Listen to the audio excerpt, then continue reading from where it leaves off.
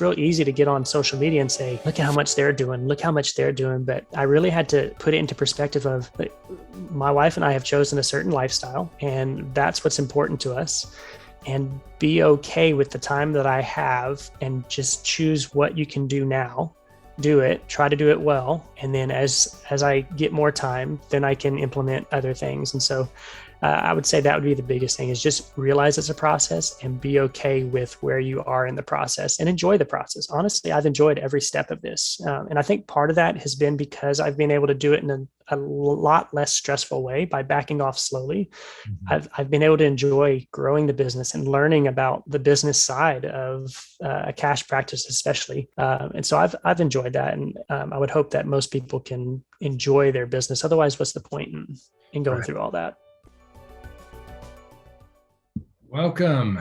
Thank you so much for taking the time. You got practice, a job, family. I know you're busy, so I really appreciate it, Jason. Thank you so much. Yeah, absolutely. Glad to do it. Yeah.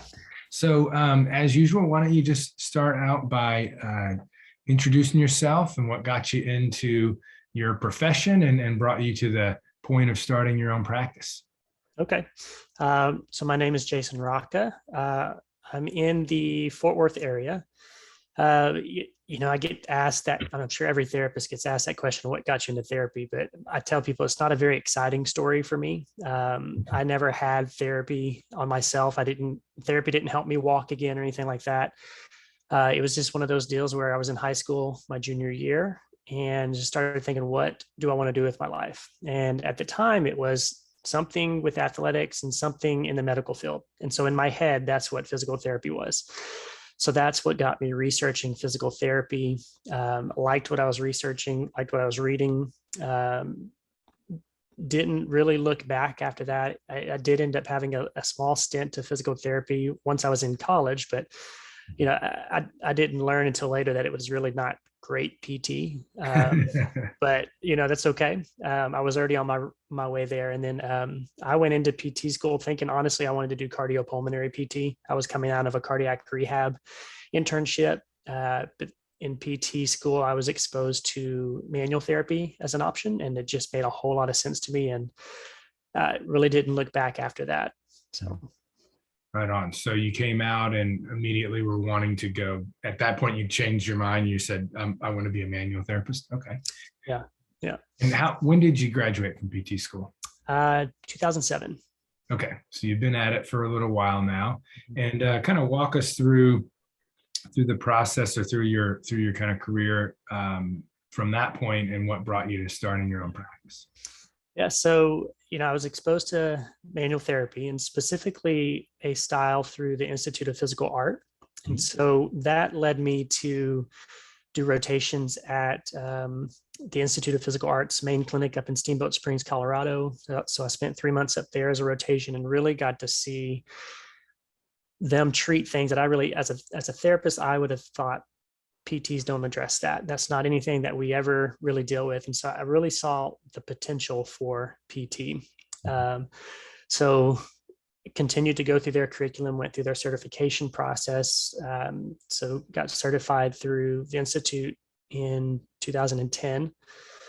And then after I went through their program, then I started doing some work through Visceral Institute with visceral manipulation. And so that started in 2011 for me. And I've gone through their first 4 visceral courses, and I'm a teacher assist for their first one, and hopefully soon to be their second one. So my practice involves a lot of visceral work as well. And then just, along the way, just other manual therapy courses, other courses, that are good complements to the manual therapy I do. One of the other things that most people probably don't know about me is that since about 2009, I've also worked with traveling Broadway shows as they've come through the Dallas-Fort Worth area, just providing therapy for their cast and crew through a contract company that provides that. Very cool. Very cool. And so right now, if I am remembering correctly, you are still at least partially employed while you are building up your private practice. So when did you start your private practice, and just kind of what, I guess before we get into the process of doing both, what brought you to make that decision that you wanted to get started and that you were going to go ahead and start it kind of as a side hustle? Yeah. So owning my own practice was always part of the plan, especially once I saw the potential that PT had, especially the potential of treating in a specific way. And so it was always part of the practice or part of the plan. The current practice, insurance-based practice that I'm at, a big reason why I'm there and have been there the last 10 years was because they were okay mentoring me to do my own thing. And so they were mentoring me, and they've been mentored me the last probably 8 to 10 years from the insurance-based model to start my own practice. And then, there were a few things that came up along the way of, hey, let's see if we can maybe do this together. Maybe we can keep you under the umbrella. And we looked into it, and it just, for one reason or another, it didn't work out. And so it was February of 2020 is when I started this practice as a side hustle. It was, a conversation with my wife of, this is something I want to do. If I don't do it now, this is just going to keep getting prolonged. So what if we just started it as a side hustle, doing mobile visits, low overhead. I wouldn't have a huge investment. And then as it builds, I'll just let it pay for itself. And that helped her to feel a lot more secure about taking the job. I didn't decrease any hours at that point at the full-time gig. So really I was just adding on to my workload, which I was okay with because it was working me towards what I wanted to get to. So that was February of 2020. We all know what happened in March of 2020. COVID hit. And so, it was okay. I mean, I didn't have to pay rent anywhere. I wasn't stuck in a lease. So I think I saw probably 1 to 2 visits a month, which covered my overhead. And so I was able to just keep it going. And that probably went through the summer of 2020. And then it started to build a little bit. And just from a timeline perspective, I think it was the summer of 2020, maybe August, September, that I started really looking into your mastermind on the silver level. And then in January of this year is when I joined up with you at the gold level, and really has been really helpful. That we can get into that at some point if you want. Yeah, getting the being able to do the live back and forth, on a weekly basis, even in the group setting, which is super helpful for others. And just, it really is just a different level, as you right. just indicated. It's different than just, back and forth and Facebook and whatnot, which that's fine and all that's needed for some. But I think for most, having the live interaction and my ability to do follow-ups is, wait, what are you thinking of doing there? Okay. And what are the details? Right. Okay. Well, what about this? Or no, that's perfect. I would do the same thing. And there's just a lot of power in that for sure. And yeah, it's been great having you in the group. It's been really cool to see you grow. So how have things gone generally, kind of like, where have you, when you've gone from, I started at the beginning of the pandemic, 1 or 2 patients a month just to cover my low overhead, and then kind of ramped up beyond that point. Where are you at now? And then we can kind of go back and say, what are the strategies in marketing and things that helped? Yeah. So at this point, earlier this year, I dropped some hours at the insurance-based clinic I was at. So for probably the last 5 months, 6 months, I've been at 30 hours there and spending probably 15 to 20 a week treating with this practice. And it's kind of been up and down, like a lot of with my practice. Okay. Yeah.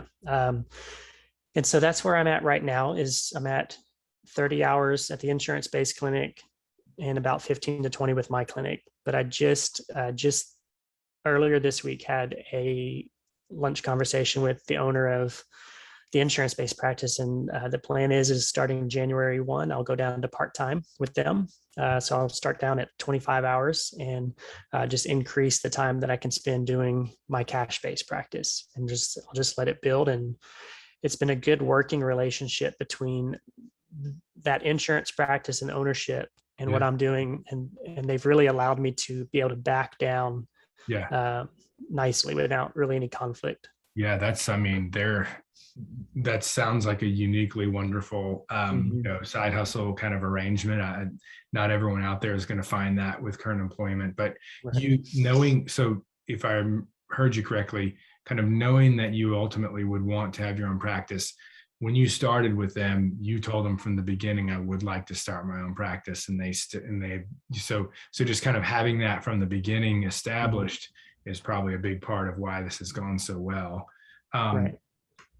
let's just say for those, because I get this all the time when people, they're not sure what their current employment would think about them. Certainly starting a side hustle and working in both, but also like leaving and starting right away in their own practice. I mean, I know that it hasn't been your situation, but what would your recommendations be for someone in that scenario with those desires? Yeah. I've thought about that, this could have gone completely different for me and my family. Um, you know, I, I think open communication is always best. But I've heard you say it many times and give this advice to people many times that, you know, have an honest conversation, but also be ready for them to say, okay, well, this is your last day. Right. Right. So it would make sense to probably have a few ducks in a row before you had that conversation. Um, but like I said, grateful for me that I've been able to make those transitions smoothly. But I think honesty and communication along the way has helped even with that. Yeah. So you'll step down from 30 to 5 in the new year. And how many patients kind of on average are you seeing right now on a weekly basis in your cash practice? Yeah. The last few weeks I've been holding probably between 10 and 12. Okay, great, Yeah. great. Per week. And that's a big jump from 1 to 2 a month. Yes. Yes. And what are your rates and how long are your sessions and what are the Yeah. logistics of the services? Yeah. So the majority of the initial evaluations, I still like to set aside a little bit longer time frame. So I tell them 75 minutes to 90 minutes. And right now that's at 225 for that session. And then follow-up visits, most of people are doing an hour. And so for the hour, it's 195. I do have one patient that likes me to see her for 2 hours. And so we had worked down a rate earlier on for that. But the majority of patients are at an hour and it's at 195 for the hour. And did you start there or where did you Mm. start out a year and a half ago? So I did a weird thing. So I started off at 175 for the hour. And then when COVID hit, I got in my mind that, oh, people are losing jobs. I need to decrease my rate to make it easier on people. And so just a couple months in, I decreased it down to 160 for an hour. Um, and I think I was doing 180 for that eval because I was still doing the longer evaluation. So it was 180 and 160 for the better part of a year to a year and a half.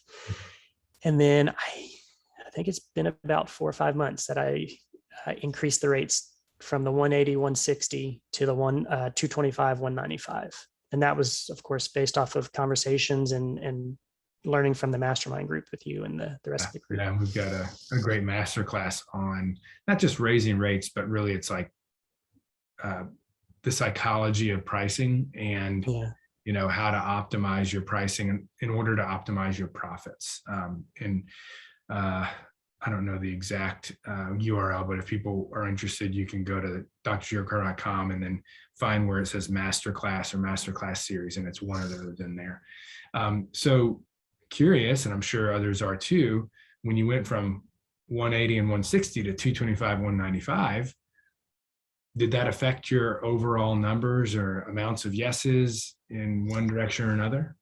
It honestly, it really hasn't. The way that I did it is anybody that was already at the previous rate, I've kept them there and let them finish out their plan of cares, or the couple that I have that are long-term patients. I've already given them a heads up that, hey, come first of the year, I'd like to get everybody on the same fee schedule.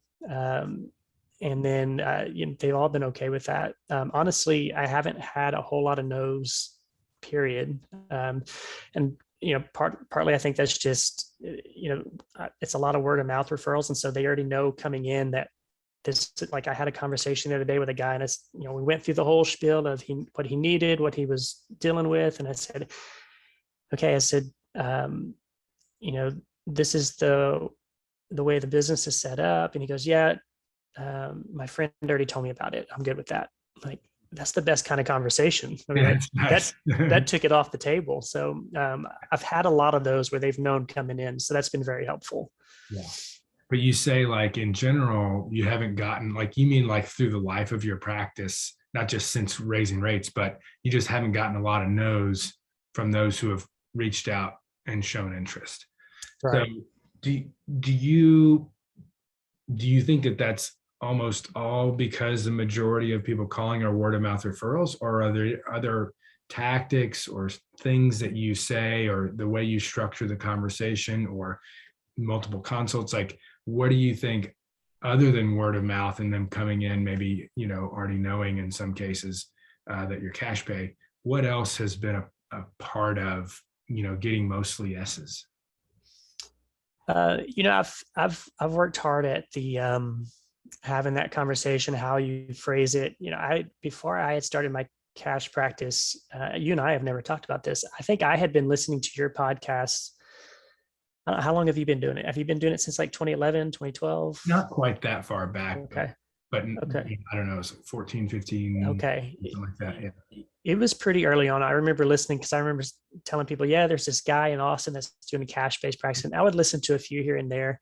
And so I had, over the years, I've worked hard, even in the insurance-based model, to have conversations about cost. Honestly, that was one thing that the insurance-based clinic that I'm at right now, they have done a really good job of training their therapists to have those conversations with the patients about costs and the cost of their care, and just making sure there's not really much financial ambiguity. So I think part of it was probably I was already comfortable talking about the financial side of it. It was just a matter of switching that mindset from dealing with the insurance and how much a copay or a co-insurance was versus this is how much it is, and you're going to get the paperwork that has all the codes that you need. And so I think that's a big part of it, is just having that comfort level of having a conversation about finances, period. And then I think probably the other part is just the word of mouth. And a lot of the patients I see are coming because they've already tried other things, other types of treatments, maybe already tried conventional treatments anyway. And so I think they're already in the mindset of, I'm willing to pay to get a quality of care that I haven't received yet, or that I'm looking for. What do you think it is that attracts maybe a higher number than average, or higher percentage of than average, of folks who have tried other things first and have not gotten the results they want? I think a lot of it probably is, I've been working in the Fort Worth area for about 10 years now. And so there's part of it that there's a reputation that has come with that, of over the years, I've worked with a lot of patients that have tried a lot of things. And so I think that's part of it, is just time and word of mouth of just being in an area for as long, 10 years. And so I've had that reputation. So I think that helps, because they know, hey, this, yeah, you've tried physical therapy, but you haven't tried this. Go try this. And I've had a lot of patients tell me that they've told their friends, you need to go try this. And so I think that's part of it, is that there's just already that foundation of just establishing a reputation in the area, which now I have to work hard to back away from that at some level. So that way, as I grow my practice, that it's not all on me, but so I'm trying to grow the brand to be that way as well. Mm-hmm. Very good. I'm glad to hear that. And would you say that the primary differentiator between what you do and, say, other PTs, or even especially manual PTs, is the visceral work?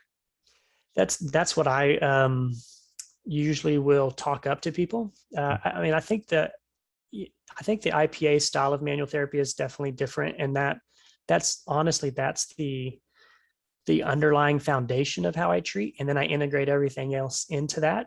But when I market to people, and they like, I had a conversation just last night. I was at the natural grocers grocery store, and the cashier was like, hey, what do you do? I see your physical therapy. What does that mean? And when I talk to somebody about what I do, I tell them more about the visceral work because it's intriguing to people. It's different. And you say this often, right? What is it? You sell them what they want, you give them what they need, right? And so I think intriguing them with something as different as the visceral work gets them to maybe look a little more, research a little more, listen a little bit more. And then once I get them into the clinic, then I can do some of the other work as well. But I do think the visceral work has brought in probably over the years a lot more people that have tried other things that are looking for something different. Very good. And just to kind of clarify for those listening, I know Jason knows this, but the sell them what they want and give them what they need is it's not that you're selling and giving things that are totally incongruent. Obviously, it's like we're not like saying we're going to do this and then you do something totally else. It's more of like you're selling what they want, which is the ability to get back to something, right? And that's where you're focusing the conversation there. And then you're giving them what they need, which, maybe manual, maybe movement, maybe a lot of education, and a huge mix of all those things to get to what they want. So I just wanted to clarify that part for those who are not familiar. Yeah, that's a good clarification. Telling them this and then doing something totally different. It's not that. Yeah. So you've been at it you're coming up on 2 years. You were a few months out from year 2, which is great. And so what are the things? Clearly, the word of mouth stuff is working for you, and I'm guessing you're well, I should ask, are there any strategies or tactics that you use to actually compel a greater level of word of mouth? Yes, I would say there's 2 strategies to compel a greater word of mouth. Honestly, it's probably having conversations with current patients, just as I'm treating them. As I'm treating their back and they bring up, something about their knee or your foot or something, and just talking to them about, hey, I treat that as well, or that could be connected to this. And when you start offering care like that, that's more integrative, more comprehensive, whatever the word that you want to choose. I think patients take note of that, and then they want to share that with people. I've had a number of patients over the years that it's funny. I've got a whole group, like a whole Bible study group that I'm treating, all the ladies in the Bible study, and they share, like, hey, this is different. And so I think that's part of it, is just, as I'm working with people, I'm not just working on them, not talking. We're having conversations. They're seeing the results for something that they've maybe been struggling for a while, but we're talking about other things that maybe that can be helped by some treatments, or maybe we accidentally, maybe as a side benefit of some of the treatment we do, something else gets better. And then they start to see, hey, there's potential for this to maybe improve in this. And so I think the conversations with current patients is a big part of that, as far as the word of mouth goes. Mm-hmm. And then aside from word of mouth, what have you attempted marketing wise and business development wise that you feel had a direct positive result and drew some people in? Yeah, so I would say 2 things really. So probably 3 or 4 years ago, in anticipation of knowing at some point I was going to start my own practice, I actually started a Facebook and Instagram page, just Jason Racca PT, and just to put information out there, thinking, okay, I'm going to at least get this rolling, and that way 2 years from now, if I start my own practice, I've kind of got this base going. And I'll be honest, I do not like social media, but it's worked. Like the amount of time that it takes. Like I follow people on social media, and I look at what they're putting out there and the effort that it must take, and I'm just thinking, I don't want to do that. So I've kept it minimal. I might put something out there once a week if I'm maybe twice a week if I'm doing well. But I started that 3 or 4 years ago, and so I think that has been helpful because then when I started my cash practice, part of what I did was I started the Instagram and Facebook page for the practice, and then a lot of the material that I had shared through my personal or my professional one, I started putting on resharing it, or just reusing it, just to kind of get a following. And it took some time to build up, but I've actually gotten a few patients from social media, not a lot, maybe 2 or 3, that reached out and DM'd me because they were following me or somebody told them about me. And so I figure it's probably doing something. So it's like 2 or 3 total, you think, not just like on a monthly basis, but no, yeah, 2 or 3 in the last 2 years. I've had interaction on Instagram, but actual patients that have come in, 2 or 3. So it's not a lot, but it's, I don't know, it's something. So I keep it going. But then the second one is, I've been pretty good honestly, ever since the masterclass you did on the emailing, and sending the consistent emails. I send an email about twice a month, every 2 weeks. I try to get one out. I'm actually a little bit behind. I didn't do it this week. I was supposed to, but I've been pretty consistent about that. And I've had probably a handful of patients either reactivate, or patients that were already on that list from other reasons, whether they got on the mailing list because I had said, hey, join my mailing list, that reached out. Like I had a lady reach out right before Thanksgiving and said, hey, do you have a therapist that does pelvic floor work?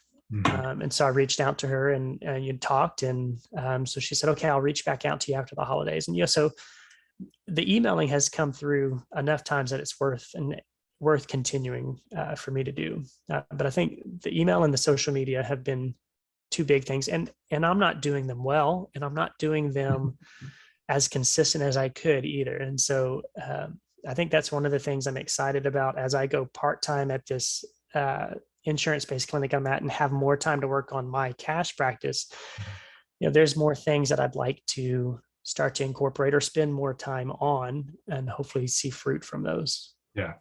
And so maybe giving a little more context or specifics on the email marketing strategy. What are the emails that you've sent out that you've noticed like got the most response, or maybe produced a patient? Like what style of email, or maybe the actual story you told? I think the one that I got the most responses from, it was a story about, on the side, I've worked in a surgery center for the last 10 years on weekends. And, I was, the story essentially was I was walking with this former Army Ranger, and I make it a point when I'm working with veterans, I make it a point to thank them for their service. And so it was no different in that scenario. I said, hey, thank you for your service. And most of the time they're like, oh yeah, no big deal, or it was my job. But this particular guy, he said, you were worth it. And I thought, wow, that took me back. I thought, this guy knows what he gave up, because he had back surgery, and that was as a result of some of what he did in the Army as an Army Ranger, and the parachuting, and he knew the sacrifice he gave. But instead of it being about him, he knew that, hey, you were worth it. You were worth it. It wasn't just about me and my family. And so I told that story and then tied it into, hey, that's the kind of atmosphere that we want to have at this practice, is our patients are worth all the time that we spend training, all the classes we've taken over the years, all the time spent away from family. You were worth it. And so I just kind of made that connection, and that one got the most responses. That one didn't bring in anybody, but that one got the most responses. I think didn't bring anyone right then, but right then, right. See the people that touched, when they need you, they'll think of you first. Right. Because of those kinds of things, and consistently, telling those kinds of stories are just, that's fantastic, man. That's great. Yeah. I hope he's doing well and recovering well. Yeah, me too. I haven't seen him since the hospital, so I hope so. But do you still pick up weekend shifts, and you are a workhorse? Yeah, I have from about 5 months out of school on, I've always had at least two jobs, usually three or four. It's usually the full-time gig. And then I've done home health in the past. I've done the hospital in the past. I've done all three of those together. And then, because part of that's because of the lifestyle that my wife and I have chosen. So we homeschool our kids. We've got three kids now, but we homeschool. And so she's a physical therapist as well, but she works part-time. And so our goal has been to keep her home as much as possible, so that way she can continue to homeschool, because it's what she wants to do. She feels called to do it. Right. And so because of that, and because of the amount of loans that you come out with as PT, and because I married a PT and we have double the loans, part of that was making sure that we were covering all of that. And so, and I haven't minded it, because like I said, it was the lifestyle we chose, but the goal is definitely to get down to one job. Yeah, man, I'm excited to. I know it's not too far in the distance when you make the announcement in the group. Hey, I'm going full time and completely just in my own practice. Do you have any plans on that in the next, like, do you foresee, you're going down to 25 hours come January. Mm-hmm. Do you foresee when you might want to make that move, or is it really kind of just driven by your caseload in the cash practice and stability of that? I think ultimately it's going to be that, just because it, finding the balance between chasing this dream, but also keeping anxiety levels at home to a minimum, and some stability. I think that means it's probably going to be, as the caseload allows me, I can back off. But I haven't voiced this yet. But I mean, ultimately, I think my goal would be next year sometime to get to that point. This year I had said, coming into when I started the gold level mastermind with you, my goal was, let's take the side hustle to more than a side hustle. And so we're going to make that. I mean, so I'm happy with that.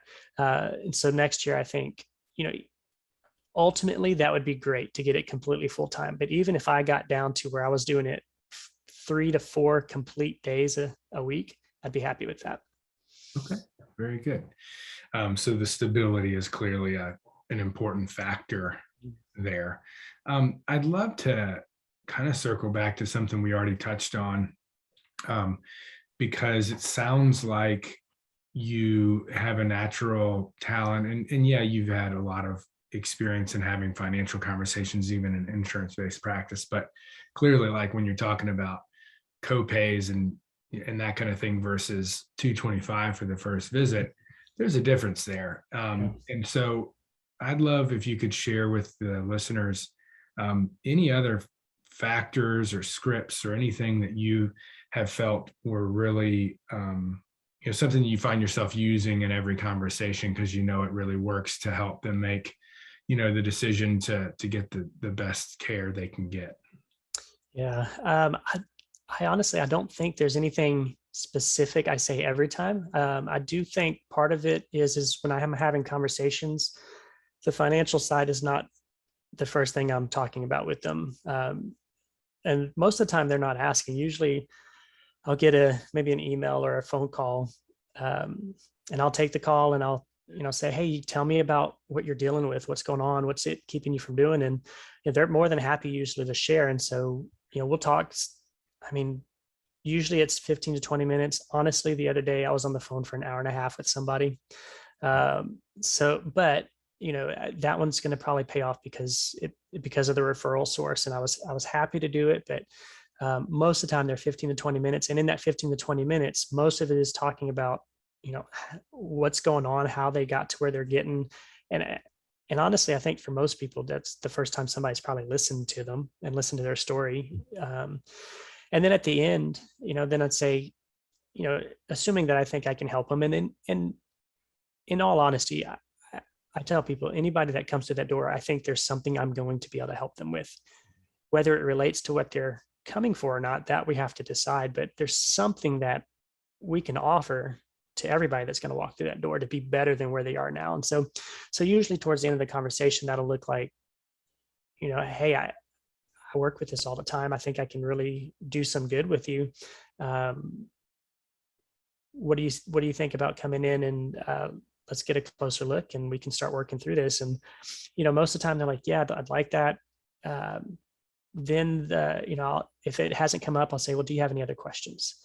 And usually the questions ultimately get to, well, do you take insurance, or, oh, how much does it cost? And so I try to let them bring it up. If they don't bring it up, then by the end of the conversation, I'll say, okay, one thing I like to let people know, the way that I have set this business up is it's an out-of-network business or out-of-network clinic. And so I explain that process to them and tell them, you pay up front, and then all the codes that you need, the diagnosis codes, the numbers, provider numbers, is all given to you. So you can submit a claim to your insurance if you choose to, and that way they can reimburse you whatever they owe you. And honestly, so at that point, most people will say, okay, well, what are your fees? Mm-hmm. And I've just gotten, I thought I was going to have a harder time with this, honestly, but I've just gotten to the point where I just say the fee, like no hesitation. And I think that comes down to, there was a mindset shift early on. Like I know that what I provide people is valuable, and I know what we as therapists provide is valuable. But at some point, I saw enough of my peers and enough, honestly, a couple of therapists that I had trained go off to do their own cash practices, that I thought, you know what? Everybody I'm training, everybody around me is doing this.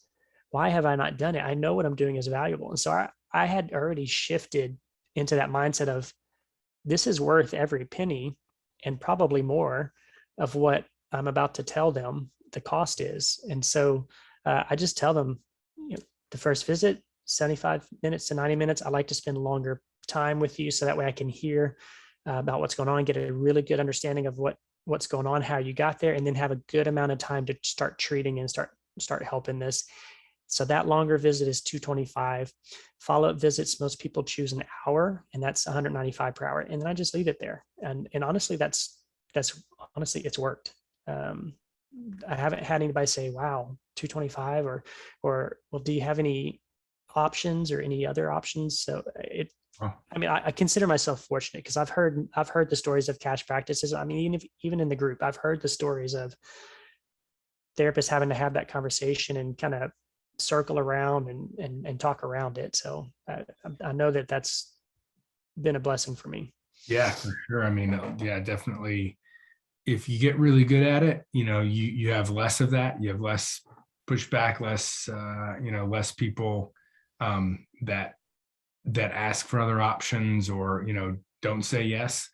But there are a lot of practices that certainly get they have a higher volume of people that aren't kind of pre-framed or word of mouth and know the situation ahead of time. And you've got to be confident and practiced if you're going to convert a decent amount of those types of people that don't already know, they weren't coming from a really strong word of mouth referral.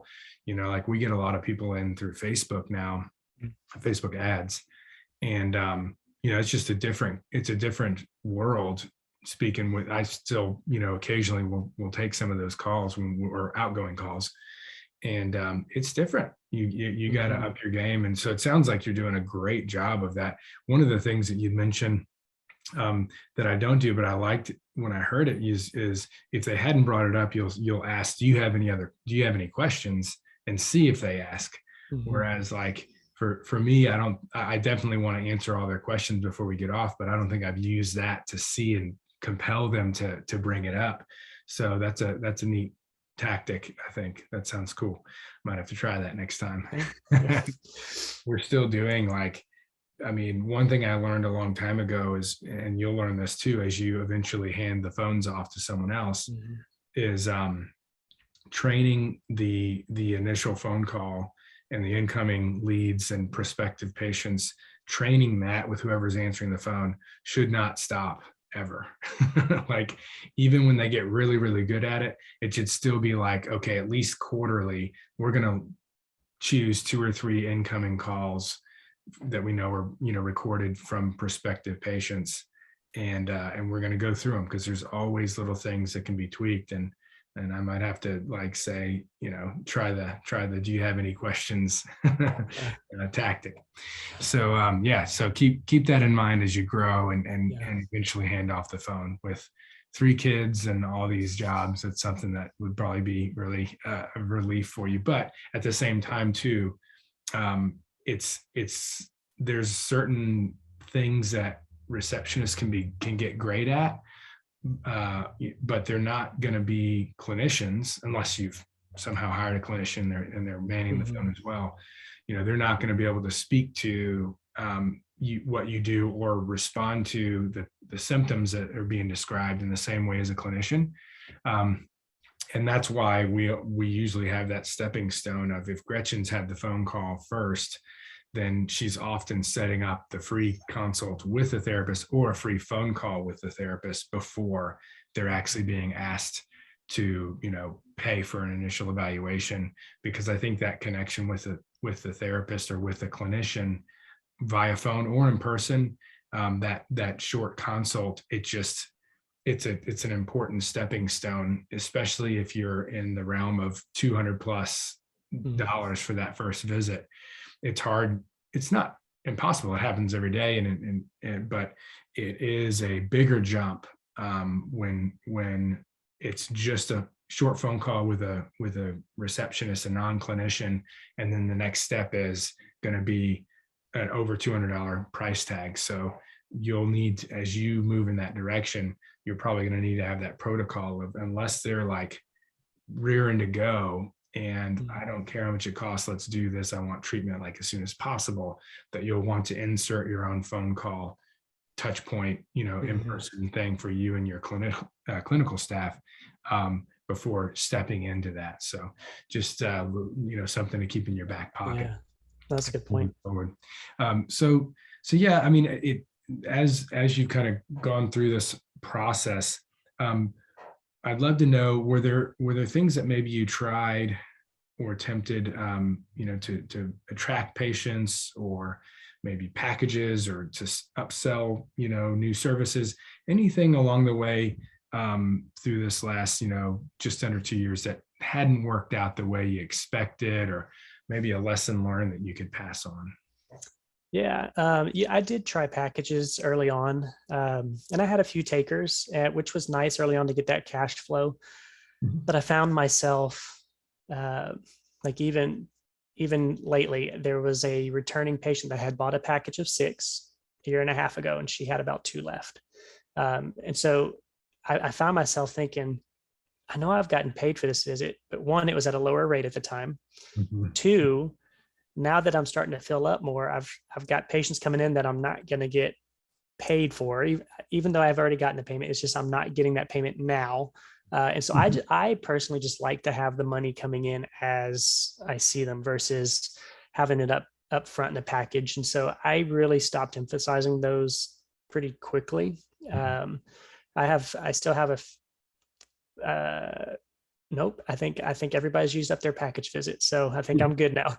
Yeah. So that was one thing. And then I have not tried yet online workshops. I've gone through your course, and I just have not had the time to fully get it going. But that's one thing I haven't tried that I'd like to try. So that's hopefully in the future. But yeah, the packages, probably some.